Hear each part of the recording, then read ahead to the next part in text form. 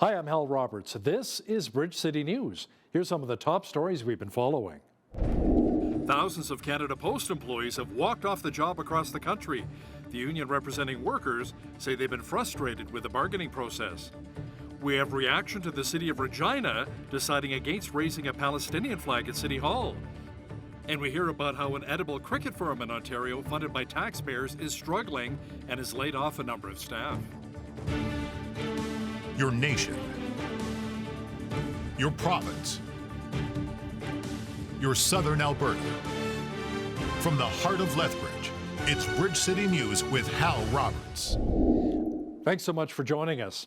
Around 55,000 Canada Post workers have gone on strike as the busy Christmas holiday season gets underway. The Canadian Union of Postal Workers say they decided to walk out following a year of bargaining with little progress despite help from federal mediators. Officials say mail and packages will not be processed or delivered during the strike, and no new items will be accepted until the labor disruption is over. Now, James Ball is the interim Cup W president, Local 730, and he explains how we got to this point and how long the strike may actually last. It's been a long process. It's been 365 days since we started our negotiations. In that time, the employer and CUPW met over 100 times with no motion on the employer's side in any regard. Then around October, we started our strike votes, and that's when things started to move. But the initial offer was so terrible, it was described as an offer no union would take. And then we had our strike vote come back with a very high mandate, 95% from both bargaining units. We got another offer that was slightly better, and we've since made a counteroffer. And then talks seem to have stalled somewhat. I'm not sure if they're still at the table or not. I think they are. But that's where we got here. I'd love to just be able to give you a specific date, and then I know when I'm going back to work. But what we hope it's not long. We hope that the things can be worked out. But I'm not sure. I could see another week. Well, now here in Lethbridge, postal workers from Cup W Local 770, which represents 150 workers, began a picket line downtown at about 8 o'clock this morning. Much of what is advocated from union members is simply enough support to afford necessities. The union says they walk the picket lines each business day until an agreement is reached. A couple of the primary issues, of course, in this economy, inflation has been a big problem, and after COVID we accepted a 2-year contract extension at 2% per year, and inflation was over 8% in both of those years, so we're trying to catch up a little bit. As you guys know, the cost of groceries has gone up over 20%, and so we're just trying to feed our families and still provide a valuable service to Canadians. Now, Morgan and other union officials have reassured that government checks, including old age security, Canada Pension, and social assistance checks, will still be delivered during the strike. Now, in response to the service disruption at Canada Post, the province also announced that starting on Tuesday, mail between Albertans and the government can be accepted at designated Alberta government offices to ensure it reaches the proper destination. Officials say no stamps will be required, and a full list of designated buildings are available at the website alberta.ca. Elsewhere in Lethbridge, the Interfaith Food Bank is already feeling the effects of the Canada Post workers' stoppage. Earlier this morning, volunteers were stuffing and sealing envelopes to recruit donors for their annual Christmas fundraising campaign. However, with the postal strike, sending out most of the newsletters will be indefinitely delayed. Interfaith is hoping to raise about $425,000 this year, and they say they rely on the mail to help bring in most of their food bank donations. Well, this one's going to hurt us a little bit. If we're unable to get our newsletter out, we're unable to get our donations in. And so our Christmas campaign is our largest campaign, and what we bring in at this time of year is really going to decide not only what we can do at Christmas time, but what we're able to offer to the community in the new year. People really need food because the cost of groceries is so high right now. We've been in an affordability crisis for a long time, and we just had a report from Food Banks Canada come out and say 2 million people per month are accessing food banks, but we know that food bank users are only the tip of the iceberg. In reality, about a quarter of Canadians are struggling with food security right now, and food banks are not meant for those type of volumes. So we're really hoping that there will be long-term solutions coming fairly soon. McIntyre says if anybody wants to donate to the food bank and towards the campaign, they can do so either online or in person. They'll also be involved in numerous public events to advocate for support for their upcoming fundraising season. You know, just a couple of years after the Trudeau government used $9 million tax dollars to help build the world's largest edible cricket factory in London, Ontario, comes word that 2/3 of its workforce will now be laid off. Aspire Food Group CEO David Rosenberg says the factory was to house 4 billion crickets and churn out about 13 million kilograms of edible crickets each and every year. According to Ag Funder News, even with the massive layoffs and production slowdowns, the facility will still sell its crickets to pet food manufacturers. Many folks are stunned that the Trudeau government would use millions of tax dollars to fund and continue to support an edible cricket factory. Now, you can include Gage Haubrick, Prairie Director with the Canadian Taxpayers Federation, in that group. He says he's not surprised that this cricket farm has been struggling. No, I'm not surprised. I don't think you'd walk down any main street, talk to any businessman in Canada and say, hey, if you had $9 million, what would you invest it in? I don't think the answer you're going to get from any of those people is an edible cricket factory, but apparently someone forgot to tell the federal government. It's a pure waste of taxpayer dollars. And this is one of the most ridiculous examples, right? As we talked about, I don't think anyone is seeing this as some sort of good investment, but it kind of goes overall to talk about what happens when the government hands taxpayer dollars over to corporations like this.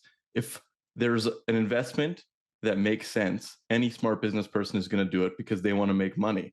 If it's something that's not smart or super risky, then they're going to start begging the government and taxpayers to take the hit instead of themselves. It simply makes no sense in almost any scenario for the government to hand money over to corporations, especially taxpayer dollars.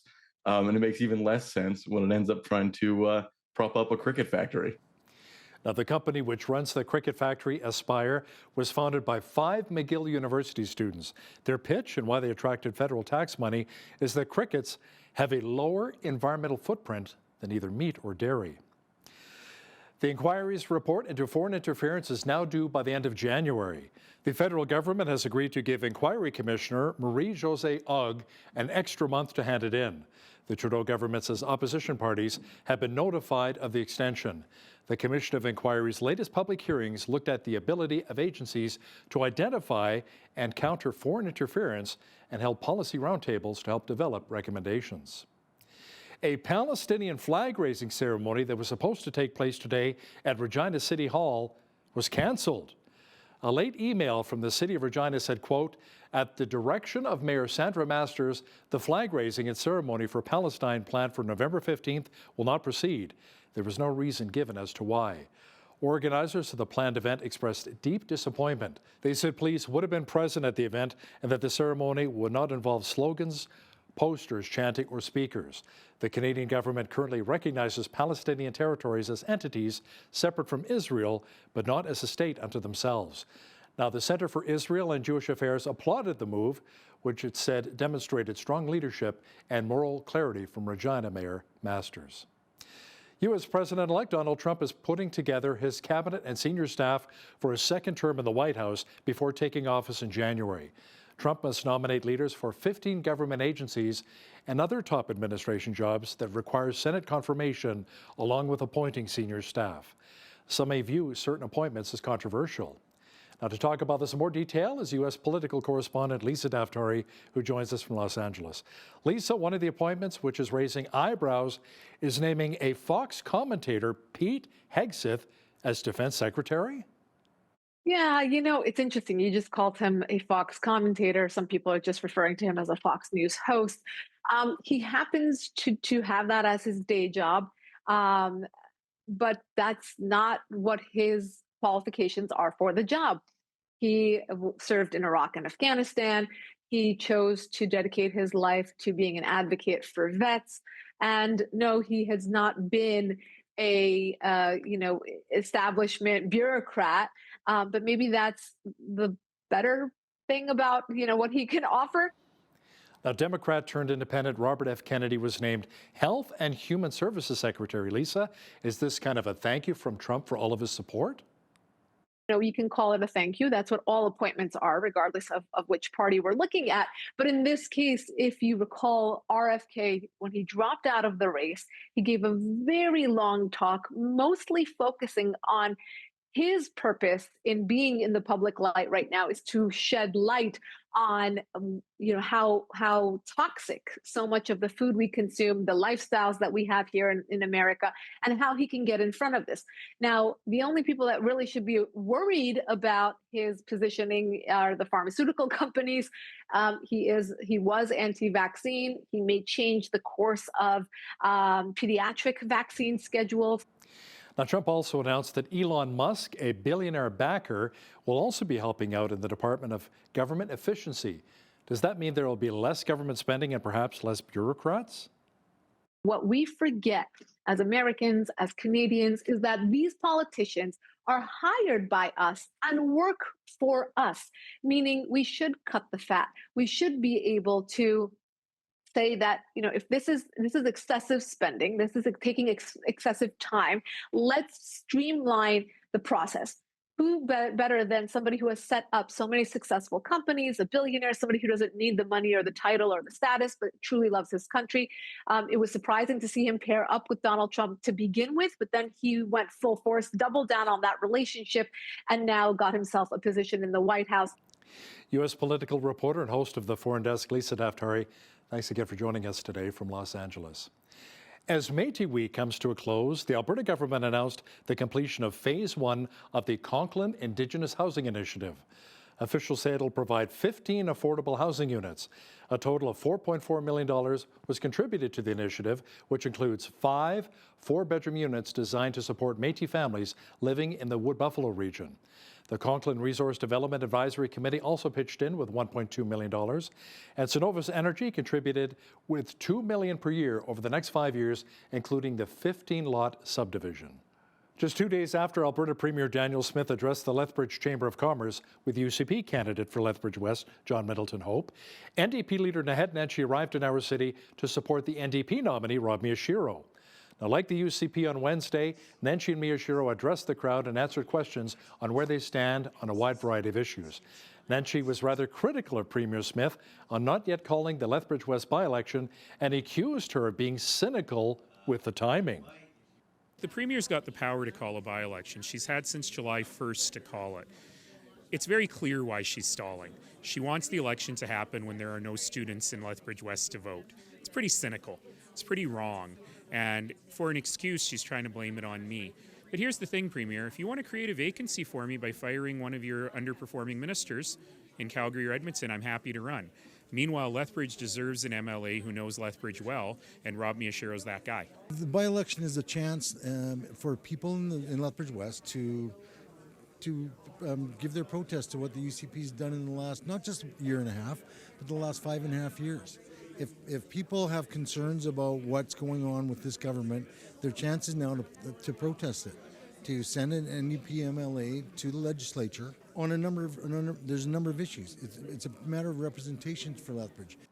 Now, while he was in town, NDP leader Nenshi also voiced his opposition to the Grassy Mountain coal mining project, which would begin developing an open-pit coal mine about 5 kilometers north of the municipality of Crow's Nest Pass.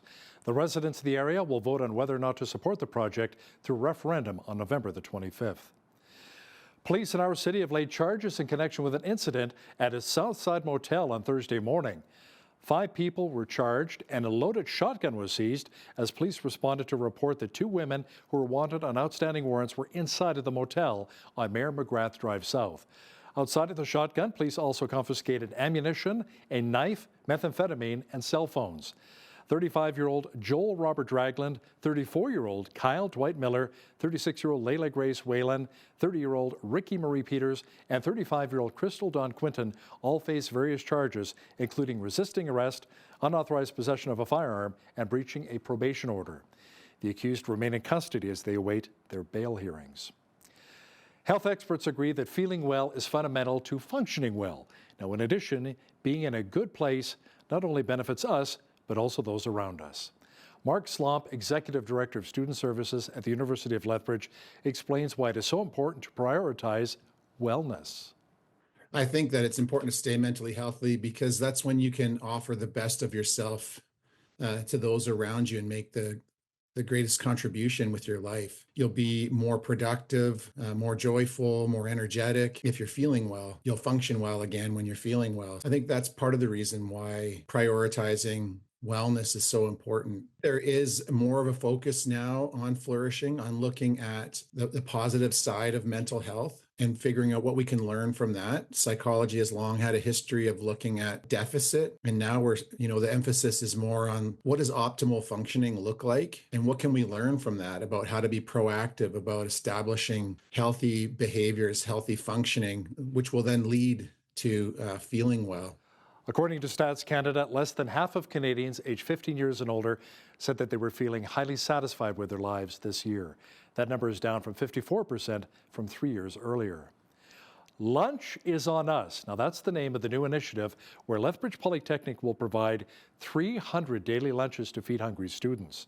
This campaign joins the group of free programs offered by the institution to help students obtain food.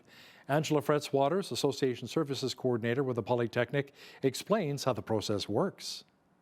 We're going to go out to them with a cart, and our students are going to interact with them and just, chat with them, see how things are going. It's right before exams, so we just want to give them something, kind of a stress relief, something happy. And then they'll also have a chance to enter to win a gift card for either a restaurant or a grocery store gift card. And this way we're going to reach out to 1,500 students during that week. So we just feel this is a way to reach even more students, especially with the food insecurity that we're seeing on campus. We're hoping that this is just kind of a way and let them know that we care and that we're here. We have asked the Polytechnic community if they would like either donate money or gift cards. So what we're asking is for $25 denomination gift cards for local restaurants or for grocery stores, just so students can they may not always be able to afford to go to a restaurant, so it's kind of special just to be able to go out for supper, grab a meal. And our massage therapy program, they have decided this year that community members book a massage and bring a $25 restaurant gift card. They will get a 60-minute massage. If they bring a $40 grocery gift card, then they'll get a 90-minute massage for free. If anybody is interested in helping us out with this, they're welcome to call our office. Now, the Lunch is on Us campaign will start on Monday, November 25th, and will run through Friday, November the 29th. If you're wanting to drop off those yard waste bags full of leaves, this weekend will be your final opportunity here in Lethbridge. City officials say this Sunday is the final day that 3 city yard waste sites will be open this year. They will officially close for the season on Monday. That includes the location on Bridge Drive, Stafford Drive North, and the Southside Recycling Station.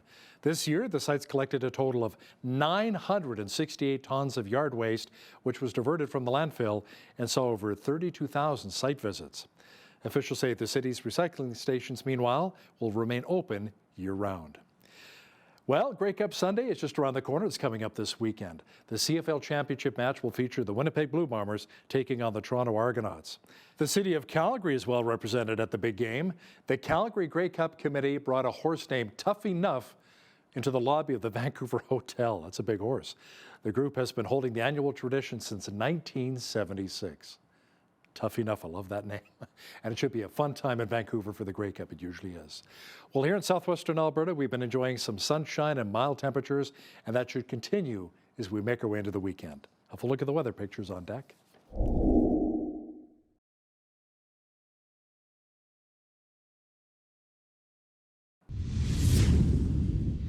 We had sunshine mixed with clouds today in Lethbridge, and it's slightly above our average high for this time of year, which is 3 degrees. Tonight, it'll be partly cloudy with a low near -8. Now, Saturday, it should be mainly clear with a high of 5 degrees, warming up to a beautiful 11 degrees on Sunday. It'll feel balmy. Monday, the clouds should clear out with the mercury dropping a few to 3 degrees. Even cooler on Tuesday with a high of only -2, warming up slightly under a partly cloudy sky on Wednesday to 3 degrees. Cooling off a little bit on Thursday with a high of only 0. Now, checking the almanac, the average high for this time of year is 3 degrees with an average low of -8. The record high was 21 degrees set back in 1934, and their record low was a very cold -31 set back in 1932. The sun rose at 7:45 and set at 4:47. Let's have a look at how the rest of the country is looking for Saturday now. Expect rain along the west coast, 8 degrees for high in Victoria, clouds and showers, and 6 degrees for Vancouver. It'll be mainly sunny in Calgary with a high of 4 degrees. Edmonton, sunshine, and 3 degrees is on tap for Saturday. Rain mixed with snow and a high of only -2 for Regina, 0 under a partly cloudy sky in Saskatoon tomorrow. Winnipeg should be overcast with rain and a high near 7 degrees. Now in the central part of the country, it should be partly cloudy and 11 in Toronto. Sunshine and 9 degrees is on tap for both Ottawa and Montreal. In Atlantic Canada, overcast and 8 degrees is expected in Fredericton, showers and 10 for Halifax. Charlottetown will have lots of clouds, rain, and a high of 9 degrees. And in St. John's, expect showers and a high near 12 degrees on Saturday. General Motors is laying off about 1,000 workers around the world, shedding costs as it tries to compete in a crowded global automobile market. The workers are mostly salaried, but some blue-collar workers were affected. They were told of the moves early today. GM and other automakers have been navigating an uncertain transition to electric vehicles around the world, trying to figure out where to invest capital. Canadian wholesale sales rose 0.8% in September to $82.3 billion. Stats Canada says the motor vehicle and motor vehicle parts subsector alone was up about 2% at $14.1 billion. The agency also says manufacturing sales fell 0.5% to $69.1 billion in September, the second consecutive monthly decline.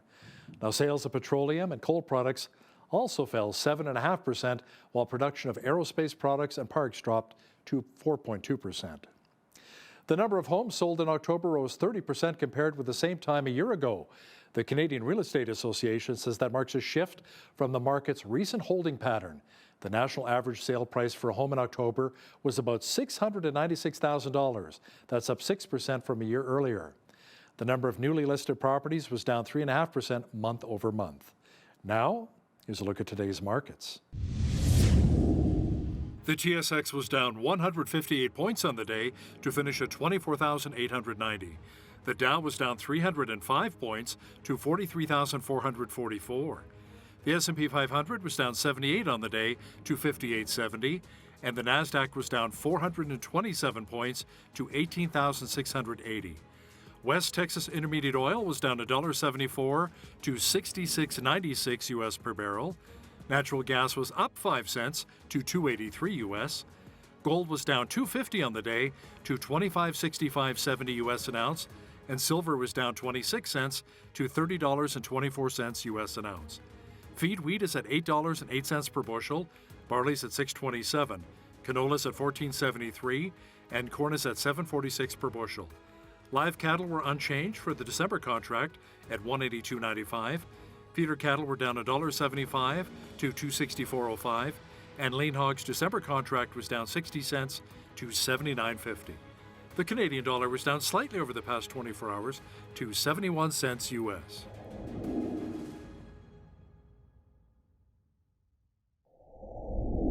Recapping one of our top stories, around 55,000 Canada Post workers have gone on strike as the busy Christmas holiday season gets underway.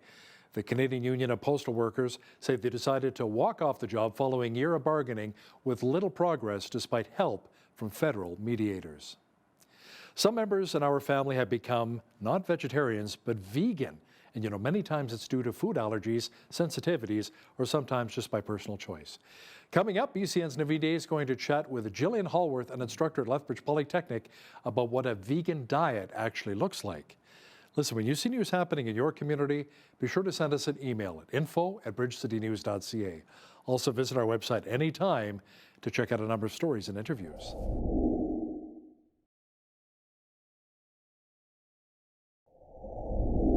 Many of us know people who adhere to a vegan diet for one reason or another. Is it actually a healthier way to go, or does it have some drawbacks? Today's guest is going to chat with us about that. Jillian Hallworth, she is the chair of exercise science who also specializes in biology and nutrition at Lethbridge Polytechnic. Jillian, thanks so much for joining us. Absolutely. Thanks for having me. Great to have you with us. Can you first of all tell us a little bit about the kind of programs that you're teaching at Lethbridge Polytechnic? Yeah, like you mentioned, I'm the chair of the exercise science program currently, but teach mostly in human nutrition, anatomy and physiology, and various health and wellness courses at the Polytechnic. And can you explain specifically what a vegan diet is? Because before we started recording, you said that there's different levels or there's certain things that some vegans may eat and while others may avoid. Yeah, exactly. So a vegan diet in itself excludes all animal products. There's no fish, no meat, no dairy, eggs, or honey, and it's strictly plant-based. So the folks who adhere to a vegan diet are consuming things like fruits, vegetables, grains, legumes, nuts, and seeds exclusively. What about vegans that are okay with eating things like eggs and dairy, though? Yeah, so there is a varying degree of a plant-based diet. Again, a strict vegan would avoid all animal products, and that includes dairy, eggs, and sometimes processed foods that contain animal derivatives. Things like, before we started recording, mentioned gummy bears or Jell-O that may be made with gelatin. On the other hand, some people identify more as plant-based, so they still occasionally consume dairy and eggs and have some type of dietary flexibility. So they would fall under maybe the vegetarian camp, and you can get more specific into, say, an ovo-lacto vegetarian who would consume eggs and dairy. Okay, and how popular is going vegan? Do you have like any stats or idea on the percentage of Canadian vegans? Yeah, as you might imagine, that's kind of hard to find specific, statistics on, as dietary preferences kind of change with trends. But overall, we see that veganism has gained popularity globally, and that includes Canada, where plant-based eating just generally is on the rise. And some of the online searches for plant-based products or vegan-related topics has increased by, it shows about 113% since 2016. According to a London Free Press study that was based off of some Google Trends. But like I mentioned, as you might kind of expect, some of these trends do follow popular media, social media. And so it's hard to say exactly how many Canadians follow a vegan diet. But there was a Statista survey in 2018 that showed roughly about 850,000 Canadians are vegan, with 2.3 million vegetarian, and many people indicating that they're considering reducing their meat consumption. What are the factors that are increasing this popularity? You mentioned some media influence. Is it other factors as well that are kind of pushing people to go more vegan? Like, are they wanting to just eat healthier, or is it do they want to become vegan to maybe like help reduce their carbon footprint or, do something for climate change? Yeah, the top reasons that people tend to report for going vegan are animal welfare and environmental. And what are some of the health benefits from a vegan diet?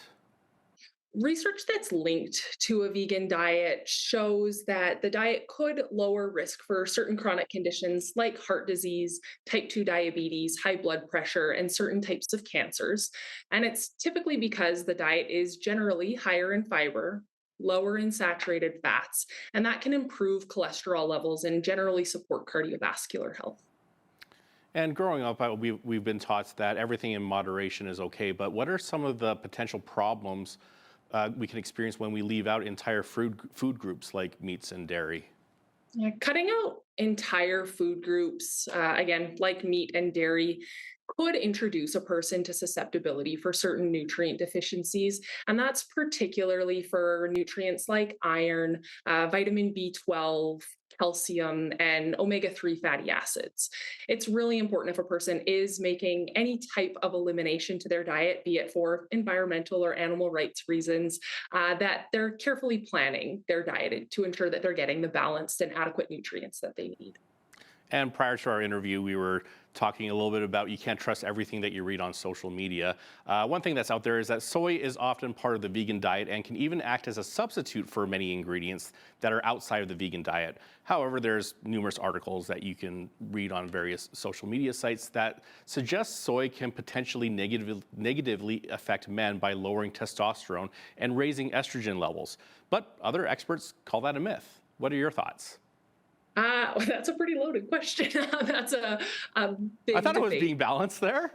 Well, like you mentioned, as everything with nutrition, there's opinions on both sides, right?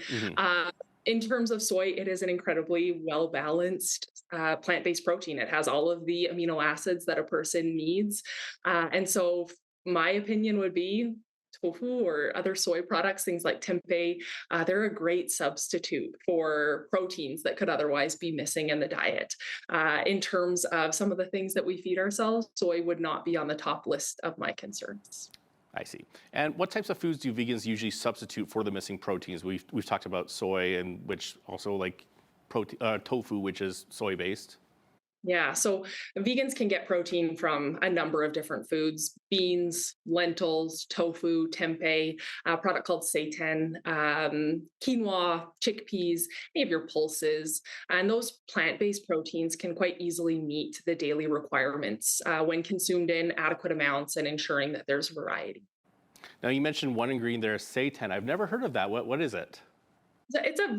From my understanding, a wheat product. It's derived from wheat. Interesting. I've never heard of that. I've heard all the others, like the quinoa and all the pulses, and but yeah, that one caught me off guard because I never heard that one before. That's fair.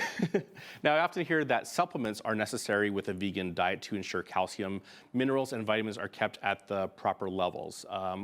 Are there any recommendations of what vegans should be taking just to make sure that they are balanced with all the nutrients that their body needs?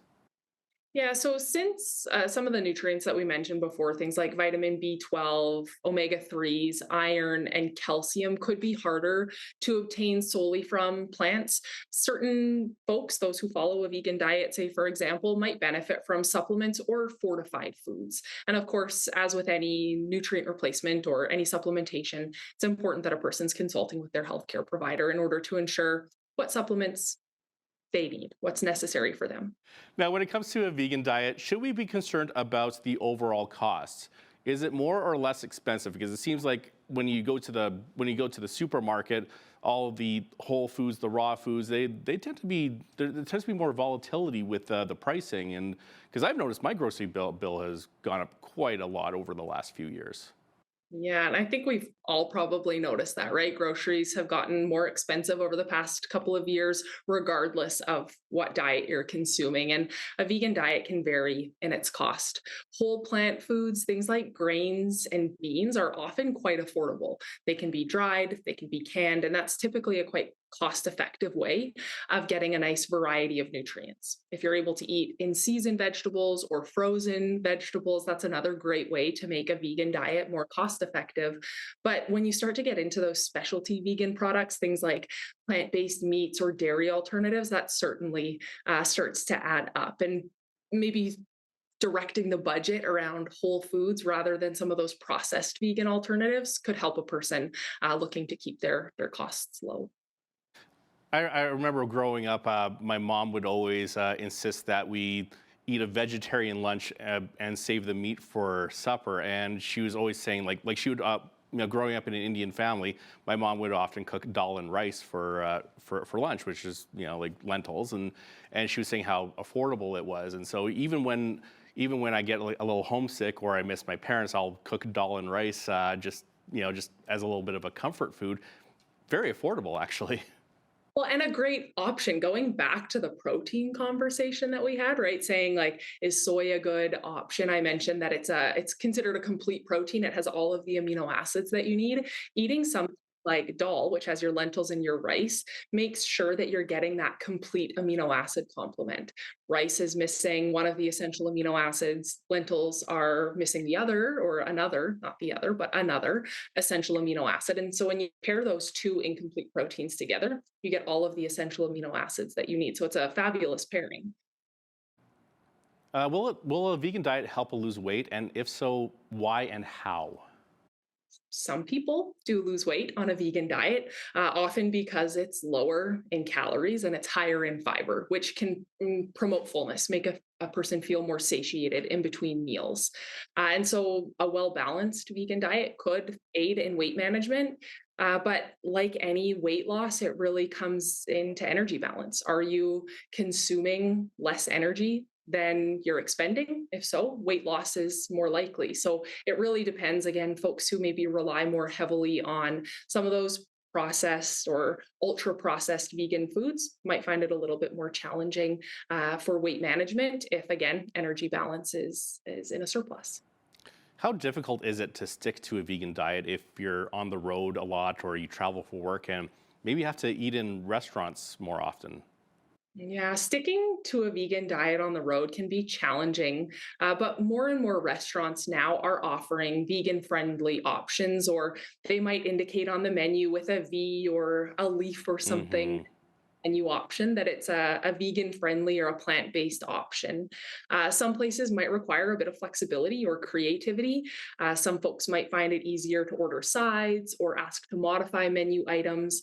I always say it's a good idea to pull up the menu online first if you can to see what your options are. Most establishments have their menus posted online and have allergen menus that complement that so you can make the choices that suit your lifestyle.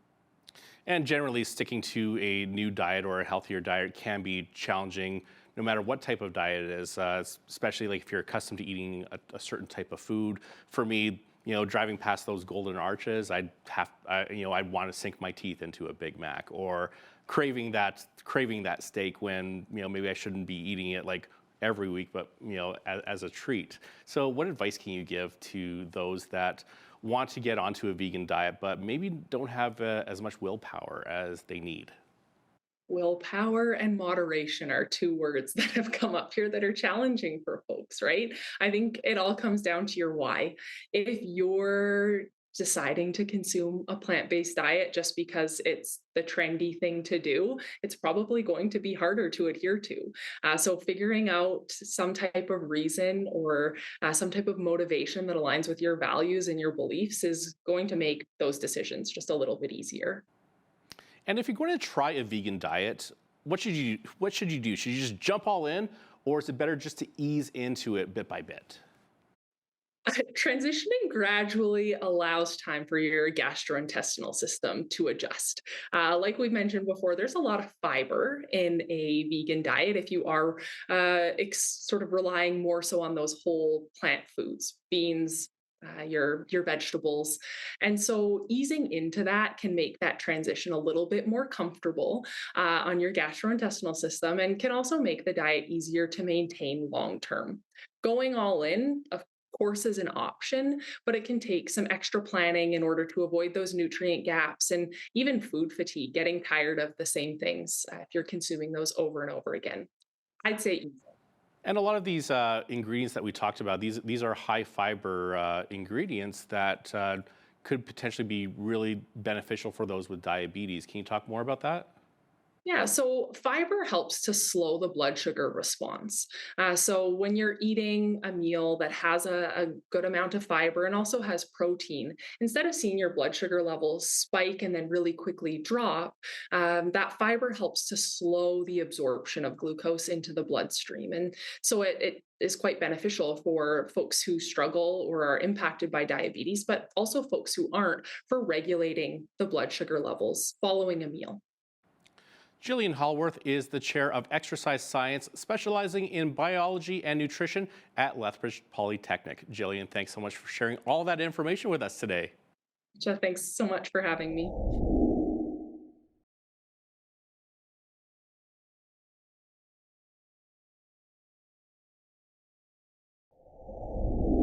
So, what is church? And how do those who don't have a relationship with Jesus Christ view the church? As fellow believers, are we doing our part to invite enough people to church? Joining us today to chat about some of these questions is Pastor Kelly Stickel. He's the lead pastor of Parallel Church here in Lethbridge and author of his fourth book, Let's Take Our Job Back. Welcome back to Bridge City News, Pastor Kelly. Thanks, Hal. It's great to be with you again. You bet. Now, your book discusses where we are as a church today. In your opinion, where are we potentially dropping the ball, maybe as believers? Yeah, well, this book began in earnest at the beginning of COVID when we first got locked down, and all of us were kind of left confused, and especially in the church world as we had to close our doors and different things. And the prevailing question that was in my mind was, had we reduced our Christianity in the West to a personal private faith and just a weekly social gathering. And that I couldn't shake that question. And so I was like, man, I gotta discover for myself what the early church did, what their foundation was when the governments were really trying to shut them down. And and started doing a deep dive study into the first 3 centuries of Christianity, and was shocked what I discovered, and discovered that a lot of things that they majored in, we in the West in Christianity today minor in, and what they minored in, we major in. And so I was like, oh, I've got to shift how I think about church and how I see it. So where do you think we should maybe lay the blame for the shortcomings of the church? Should we all maybe take responsibility for that? Yeah, and I drove to the scriptures right away and got fascinated by Nehemiah's prayer, in particular in Nehemiah chapter 1. And there, in Nehemiah 1 and verse 6, there's a verse, is the verse that just jumped out at me and I couldn't shake it. There's one statement he makes, and he says, I and my father's house have sinned. And it caught my attention because, Nehemiah is praying this prayer approximately 160 years after the fall of Jerusalem. So he was not even alive. He was born into captivity. He wasn't even alive when this is. And yet he takes personal responsibility for the state of his city. And it really rocked me to the core, because I thought, man, what would happen if we all took responsibility for the state of our country, for the state of our nation? And then as I began to meditate on that, I had this thought roll around my head that the word responsibility is really, it's 2 words. It's respondability, and that whoever takes responsibility is given the ability to respond. And when we cast blame on someone else, we give them the ability to respond. But if we take personal responsibility, then we give ourselves and empower ourselves to respond. So I do think that we should take personal responsibility in order to affect change. I like that, respondent ability. I'll have to remember that the next time. Now, Pastor Kelly, looking back, we see that the early church also faced a lot of similar challenges. How do those churches really respond, and what can we maybe learn from them?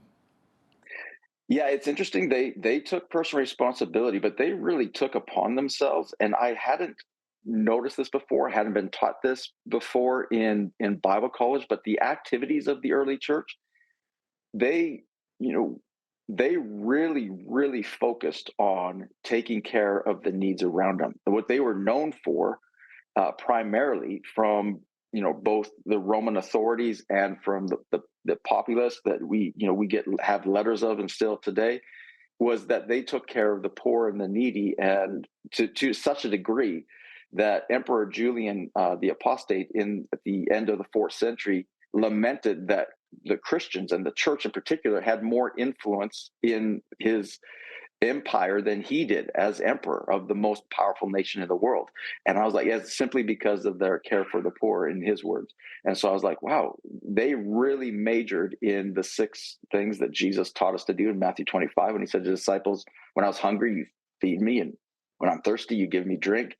That they majored in that, and that was their primary activity. And I thought, wow, that's a side project for most of us today. And throughout history, I began to discover that the early church was, they ran all social services of the society, and that they started the first hospitals and ran all of the healthcare for centuries, and that they ran all and started all of the education, universities, public schools, all started within the church, and went, man, we ran all of that at one point and were providers of all of that. And yet over time, we've abdicated that responsibility and handed all of that social services to agencies and to the government. We've handed education to the government. We've handed healthcare to the government. And we've just reduced our faith to a weekly social gathering, a building that people can attend once a week, and wondering why we are ineffective, and going, well, what if we took our job back, each one of us? Many of us like to actually blame the government for a lot of the issues we have today. And, we like to look at God's kingdom as how things should truly be run. But what should this actually look like as we say, thy kingdom come, thy will be done on earth as it is in heaven? Yeah, and that prayer is powerful. We pray it over and over again and miss really the meaning of the Lord's Prayer in massive way. But that is an invitation of the kingdom of God. Jesus saying, pray, your kingdom come, your will be done on earth as it is in heaven. So it's an invitation of God's kingdom or God's government, God's way of doing things to earth, where I think many of us Christians in our Western theologies, we look at the world and we lament how dark it's become. We lament at how terrible it is, and we cannot wait for the rapture, and we can't wait to get pulled out of here, and we're gonna, and we think the kingdom of God, we're gonna escape this bad, cruel world and enter the kingdom of God in heaven, where Jesus taught his followers to bring the kingdom of God and to pray the kingdom of God here on earth as it is in heaven. That our main role here on while we are here is very much on purpose, for a purpose, and that's to bring God's will and God's kingdom and the light into the darkness that's our world. So outside of your own church, Parallel Church, can you share some other examples of churches which are doing a wonderful job of reaching others and advancing the kingdom? Yeah, I tell the story in my book of a friend of mine, Pastor Tim Lucas, and his church in New Jersey, Liquid Church.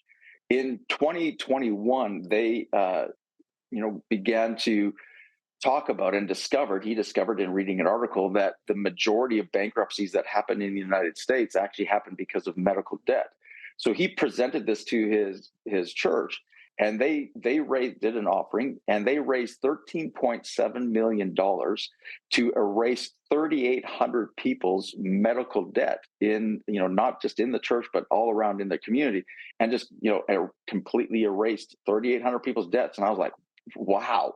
I mean, if you don't think that's going to make an impact for the kingdom of God, and lives being changed as well. And then, there's churches in our area that we partner with.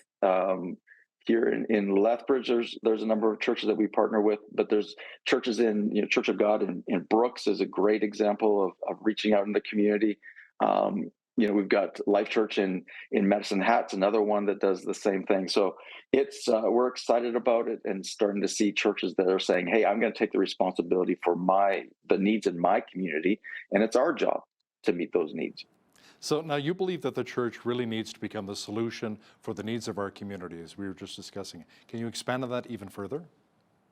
Yeah, I think, what would happen, and this is part of what launched the book, is once I discovered all these, the history, I thought, man, this history needs to be taught and known. I wasn't taught this in Bible college, like I said, and the activities of the church. I was taught their theologies and what they believed and what we should believe, but I wasn't taught their activities necessarily. And so I thought, I got to write this down and teach all these activities, and realize that the Christians took upon themselves the responsibility of the care of the needy and those in there. And I thought, well, what would happen? And imagine if, and I started dreaming, imagine if every church we've got churches in every community across this country, but imagine if every church said, hey, the greatest problem in my community is going to be my responsibility to solve. And what would happen if we took that upon ourselves and said, hey, we're going to band together as Christians in this community and solve the most dire needs in our community? The church would become, again, the hope of the world. And I think it would change dramatically the state of our country and the state of our communities.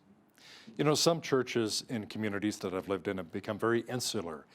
Instead of reaching out to the other churches and really joining forces to uplift the community and to really reach people for Christ. How can we change that mindset, Pastor Kelly, and not be so insular, but be more community-minded, community-focused, and join together for the case of Christ? I think the easiest way, Hal, is if we have a united purpose and a problem to solve, we are going to be unified. If we reduce our faith to the weekly social gatherings, then we're going to become competitive with one another, because we're competing on who can have the largest gathering on a weekend. And meanwhile, our communities are struggling and hurting. If we started to take on the responsibility of our communities and said, this is our problem to solve as churches, and we've seen that here in Lethbridge, as we launched My City Care and did that, we had a number of churches come alongside us and say, hey, can we help? And can we be a part of solving these problems as well? And we've had, right now we've got 189 agencies and churches in the community of Lethbridge that have all band together and said, we're helping and working one another at solving the problems in our community. And I think that unifying factor has joined all of us together in a much, much tighter way because we've got a common problem to solve. So what kind of excuses do you hear, however, for people that don't really want to engage in their community or maybe help out at church and do their job? Well, I think the primary excuse is, well, who are we and what difference could we possibly make? The problems are too big. And, it's not going to make that big of a difference anyway. All these excuses. And if we truly try to help, I mean, there's other people that are doing a better job. We don't want to step on toes. We don't want to offend. All these excuses.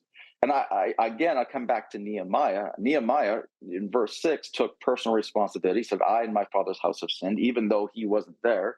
He took personal responsibility. And he must have the same thought, like, who am I that I could make a difference? Because he was a prisoner of war, a slave, a cupbearer to the king. And he's like, he had every excuse in the book as to why it wasn't him that could do anything for his city. Yet in verse 10 in Nehemiah 1, Nehemiah says, I serve the King of Kings first. It's not by my power, but by his great power. It's not by my strong hand, it's by his strong hand. And in doing that, and then he says, I'm part of God's chosen people. So he recognized, first of all, even though he was a slave, that he identified not by his circumstances or by his job description at the time, that he identified first as a chosen person, a member of God's chosen people. And Paul says in Colossians 3 that we are God's chosen people now as believers. And Paul says in 2 Corinthians that we are the ambassadors. It's our responsibility. We're the ambassadors here on earth for the King of Kings, that we need to re-anchor ourselves in our identity in Christ in order to have the courage to respond. Okay, let's talk about, evangelizing and reaching out to other communities as fellow believers. A lot of times there has to be a transformation in someone's heart. How does that really work, to create that transformation to reach people for Christ? I think as the church in the West, we are more commonly known for what we stand against rather than what we stand for. And I think we can transform and what we preach. It's interesting that Jesus's ministry, the disciples' ministry in the book of Acts, the early church that I studied in the first 3 centuries in particular, they all took care of the physical felt needs within their communities first. Jesus would often walk into community before he ever preached a sermon and begin to heal the sick and cast out demons and lay hands on the lepers, and all of the ministry, the felt needs that he met first in order to, take away the cares of their lives, to be able to listen and to be receptive to the message. And I think that's where we've got it wrong a lot of times in the West, is that we have reduced our faith to something that we just preach, and we expect the rejection, but we've often neglected the first responsibility, which I think is to meet the needs in our community. And that people, we've discovered by launching My City Care and taking care of the needs of people, if people are really receptive to the gospel when they are delivered hope first. And I think the most valuable currency on the planet today is hope. And we've abdicated all of the centers of hope to the governments. And we said, they're providing the education, they're providing the social services, they're providing the healthcare. And so they basically own all of the hope. And Jesus called us to be the hope of the world as the church. And if we take our job back, and that's really what the book's all about, is what, practical ways that we can learn from the past and begin to take our job back so that we can deliver hope first. And in that, it's easy to say that hope is Jesus, and that's where we got it from, and you got to be a part of it. Amen. Faith, hope, and love. Pastor Kelly, you talked a bit about My City Care. Why don't you explain to our viewers what it is and how it's really impacting our community here through Parallel Church? Yeah, well, My City Care is not just Parallel Church. We have churches in multiple denominations in over 68 communities now that are operating My City Care in one facet or another. And My City Care is what it is. It's me taking responsibility for my city or my town, my village, my community, and providing care. And there's multiple ways of doing it. It's not an organization for someone to join. It's basically a movement saying, hey, we're a group of people that are going to take personal responsibility for our city and provide care and identify, see a need, and then meet a need. Like, we're going to identify the greatest needs in our community, and we're going to find solutions and provide solutions. So in Lethbridge here, we're taking on, met with our mayor and council, and they said, yeah, the greatest need in Lethbridge right now is housing. And we said, well, we've made all the excuses as to why that couldn't be us. But I sat down with the mayor and said, hey, could we take that on and take it as our responsibility? And what if we took that on? He said, it'd be amazing if you guys did. So we're in the process right now of purchasing land, just in the process of rezoning. And so the purchase has gone through, just rezoning it right now to be able to do that, to build apartment complexes. Instead of building another sanctuary auditorium and putting all of that money into a weekly social gathering, we're like, what if we put it into the greatest need in our community and invested there and provided housing for people? We provide, clothing. We provide in our street stores. We provide food on a daily basis for those who need it. We provide services like coming up this Christmas, Shop of Wonders, where we provide, those for children who can't afford having a Christmas together as a family, and they can't afford to provide for their children. We provide a toy store where they can come and shop and for free and wrap up with dignity and wrap up gifts and presents that they've chosen for their children. And so we do all these things to bring hope back, the hope of Jesus back to our community. Pastor Kelly Stickle is the author of Let's Take Our Job Back and lead pastor at Parallel Church here in Lethbridge. You can find his book at letstakeourjobback.com. Pastor Kelly, thanks so much for your time today. Thanks so much, Hal, for having me. You bet. On behalf of all of us here at Bridge City News, I'm Hal Roberts. God bless. Thanks so much for watching.